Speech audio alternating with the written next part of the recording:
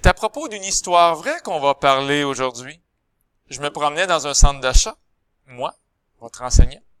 Il y avait des tuiles carrées qui se succédaient de façon monotone, comme des militaires en rang d'oignon. On peut dire que les tuiles carrées mesuraient une unité pour le côté. Donc, il y en avait une, puis une autre, puis une autre. Il y avait également les mêmes tuiles, mais coupées sur la diagonale. On les avait placées exactement comme les tuiles rouges ici. Et encore une fois, il y en avait une, puis une autre, puis une autre. Et à un moment donné, en marchant, j'ai vu une coïncidence, un point où on avait le début d'une tuile rose et le début d'une tuile rouge, exactement comme ici. Et là, tout en continuant à marcher, je me suis dit, est-ce que ça va arriver encore? Un autre point où la tuile rouge et la tuile rose vont terminer en même temps. Ici, clairement, dans le dessin, ce n'est pas le cas. Donc, j'insiste, on n'a pas vraiment le même point, malheureusement. On a 7 tuiles roses et 5 tuiles rouges, et c'est pas exactement, malheureusement, le même point. Alors, je me suis demandé si c'était possible. Alors, la réponse, c'est non, c'est impossible. Alors, on va imaginer 30 secondes que c'est possible qu'il y ait un certain endroit précis, on va dire ici. Alors, ici, il y a un certain nombre de tuiles roses. Je ne connais pas ce nombre-là, donc je vais écrire X. D'ailleurs, on peut célébrer son existence, X, le nombre de tuiles carrées, et chacune de ces tuiles-là mesure une unité pour le côté. Alors, ça ferait X tuiles fois une unité.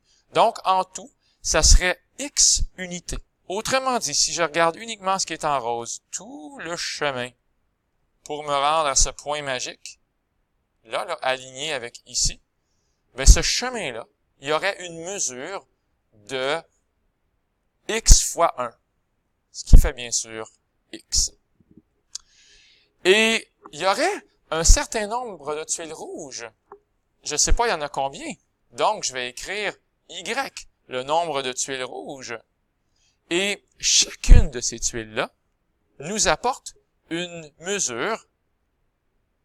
Comme ça, on se rend au même point, ici. Et chacune de ces tuiles nous apporte une mesure de combien? Nous apporte une mesure de racine de 2. Et je vous rappelle qu'il y en a Y des tuiles triangulaires qui nous apportent une mesure de racine de 2.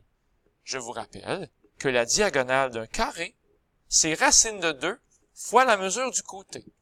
Donc, la diagonale ici, désolé pour barbouiller la pieuvre, cette diagonale-là mesure racine de 2 fois 1, ce qui fait donc racine de 2. Alors, on en a combien des tuiles qui nous amènent une longueur de racine de 2? Il y en a Y. Et ça donne donc Y fois racine de 2, ce qui fait bien sûr racine de 2 fois Y. Alors, on est en train de se dire que s'il y avait un point qui existait là, ici, où on aurait une coïncidence, où la rangée des tuiles roses arrive à la même place que la rangée des tuiles rouges, on aurait donc un certain X et un certain Y qui ferait que c'est égal. C'est égal. La mesure ici,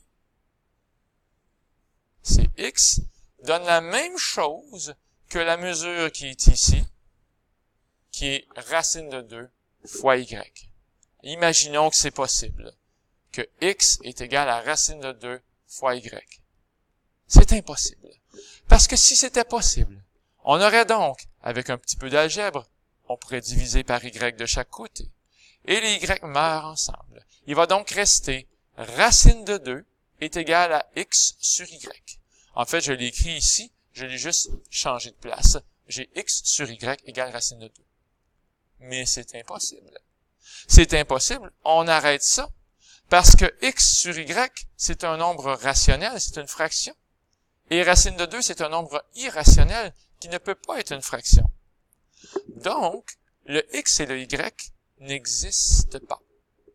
Il n'y a pas de X et Y possibles en ce monde qui vont faire que ça va fonctionner.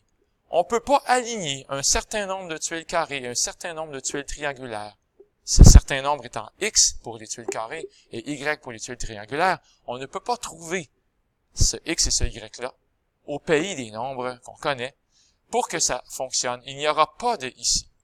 Il n'y aura pas de ici de point de rencontre. Alors voilà, c'était ma petite vidéo pour Adolphe et ses tuiles. Mais on aurait pu appeler ça Luc et ses tuiles. Parce que je vous rappelle que c'est une histoire vraie. Bye tout le monde!